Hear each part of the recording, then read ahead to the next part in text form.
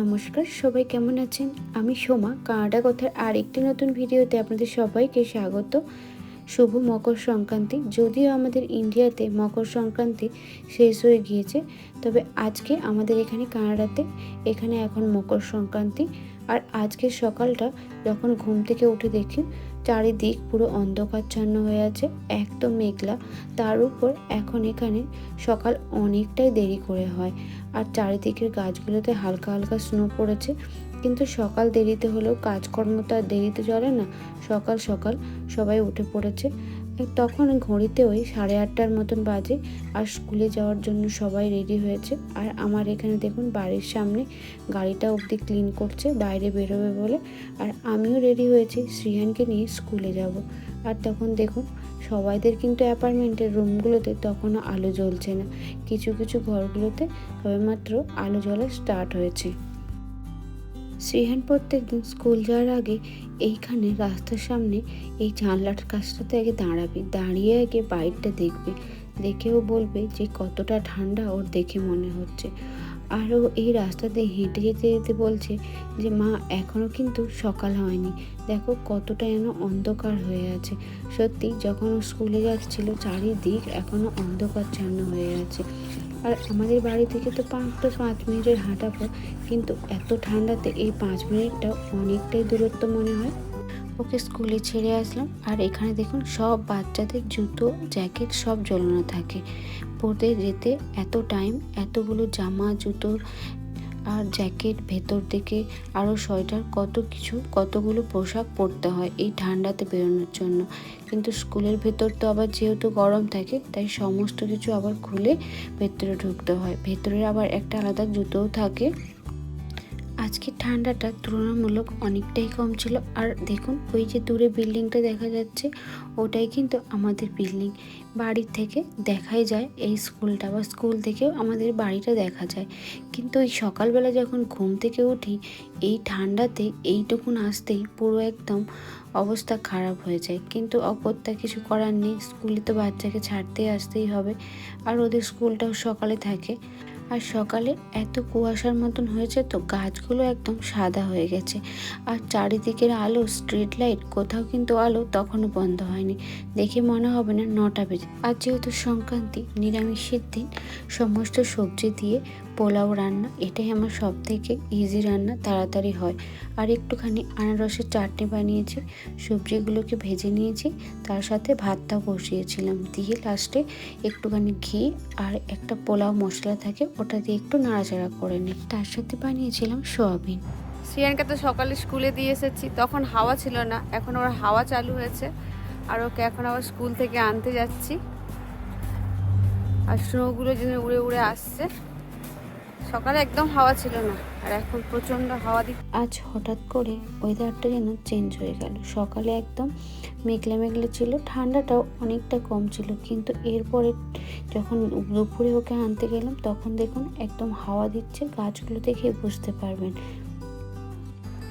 হাওয়াটা শুনেই বুঝতে পারছেন কতটা জোরে হাওয়া দিচ্ছিল। তবে দুপুরের খাওয়া দাওয়া করে আমাকে একটু কাজে লাইব্রেরি যেতে হয়েছিল, তো আমি বেরিয়ে পড়েছি। শ্রিয়ানকে ঘরে রেখে এসেছি ওর বাবার কাছে, কারণ বাইরে ছিল প্রচণ্ড ঠান্ডা, ওকে নিয়ে আর ওই জন্য বেরোয়নি। আর আমাদের যেহেতু রেগুলার যাতায়াত করি, বাস ছাড়া উপায় নেই, তাই বাসে করেই আমরা যাতায়াত করি। তবে এখানকার বাসগুলো মোটামুটি ফাঁকাই থাকে, লোকজন যে প্রচুর ভিড় হয় সেই রকম নয়। অফিস টাইমগুলোতেই বাসগুলোতে মূলত ভিড় হয়। আর এখানে দেখুন চারিদিক তো পুরো স্নোতে ঢাকা হয়ে গিয়েছে। কয়েকজন লোক যারা হাঁটে তারা বেরোয়, বা যাদের ডগ থাকে বাড়িতে তারাও কিন্তু নিয়ে বেরোয়। ঠান্ডা বলে যে ঘরের মধ্যে সারাক্ষণ বসে থাকে সেটা কিন্তু নয়, যে যার দরকারের কাজকর্মতে লোকজন বেরোয়।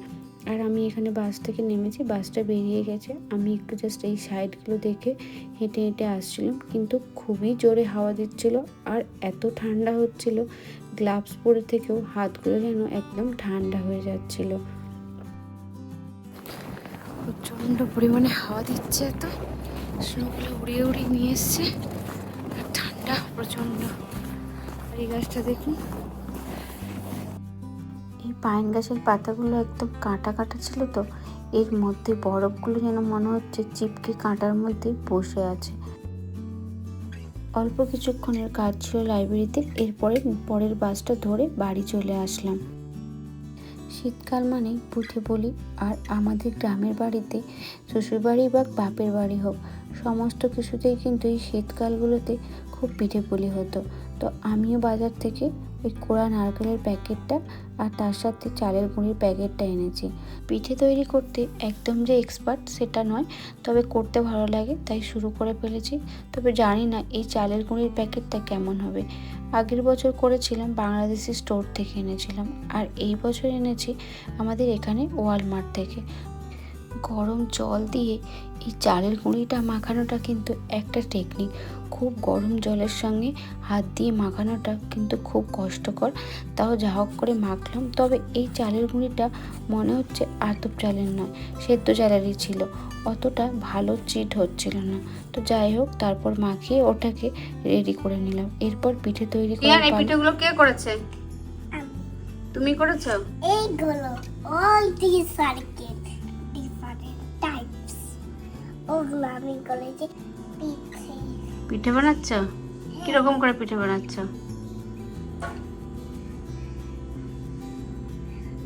পুর দিচ্ছ? তুমি কিসের পুর দিচ্ছ? আমাদের পিঠে করার আগে শ্রীহান দেখুন গোল গোল করে ওর পিঠে বানিয়ে নিয়েছে। বললাম না চালের গুঁড়িটা অতটা ভালো নয়, তবে মাঝে মধ্যে পিঠেগুলো একটু ফেটে যাচ্ছে। তবে শ্রীহান কিন্তু ও টাক চালিয়েই যাচ্ছে, ও আমাদেরকে করতে দেবে না। ও একটু একটু গোল গোল করছে, তার সাথে একটুখানি নারকেল দিয়ে ও কাজ ছাড়িয়ে যাচ্ছে। ও কতগুলো গোল গোল করে পিঠে বানিয়েছে। ওভান oops it's broken I can fix with the gum শ্রীহানের বাবাও কিন্তু ভালো পিঠে বানাতে পারে, তো ও কিন্তু অনেকটা পিঠের আমাদের সাপ্লাই দেয়। আর এইদিকে শ্রীহান দেখুন একে একে কিন্তু পিঠাও বানিয়েই যাচ্ছে, আর বলছে যেগুলো ভেঙে যাচ্ছে বলছে I can fix with the gum, ও গাম দিয়ে ফিক্সড করে যাবে। আমাদের আগে ও নাকি সব থেকে বেশি পিঠে বানাবে। এত হচ্ছে কাউন্ট করে কতগুলো হয়েছে? এই যা কি বানিয়েছে দেখ? পানি ফল। আরে পড়কি পানি ফল একটা ওই ফ্রুটস, একটা ওরা তুই ওয়াটারে হয়। আমার বাবার বাড়িতে আজকের দিনে মকর সংক্রান্তিতে মন্দিরে পুজো হয়, প্লাস মকরও হয়, আর তার সাথে পিঠে পুলি করে ঠাকুরকে গোপালকে ভোগ দেওয়া হয়, পায়েস হয়, অনেক কিছু হয়। শ্বশুরবাড়িতেও বিয়ে আসার পর ওখানেও অনেক রকমের পিঠে হয় এই মকর সংক্রান্তির দিনে। তবে আজকে আমরা অনলি দুধ পিঠেই তৈরি করেছি, বেশি কিছু তৈরি করিনি, কারণ অনেক রকম পিঠে করতে গেলেও বাচ্চা নিয়ে অনেক ঝামেলাও হবে। তাই জন্য যেই পিঠেটা খেতে আমরা ভালোবাসি, দুধ পুলি, ওটাই আজকে আমরা করেছি। তবে পিঠেটা তৈরি করার সময় যে একটু ভেঙে যাচ্ছিল, কিন্তু পিঠেটা রান্না করার পর একটাও কিন্তু ভাঙেনি, খুব সুন্দরভাবে তৈরি হয়েছে। আজকের ভিডিওটি এখানেই শেষ করলাম। সামনে আরও অনেক নতুন নতুন ভিডিও নিয়ে আসবো। আজকের ভিডিওটি ভালো লাগলে অনুগ্রহ করে একটু লাইক কমেন্টে জানাবেন কেমন লাগলো আপনাদের। সবাই ভালো থাকবেন, ধন্যবাদ।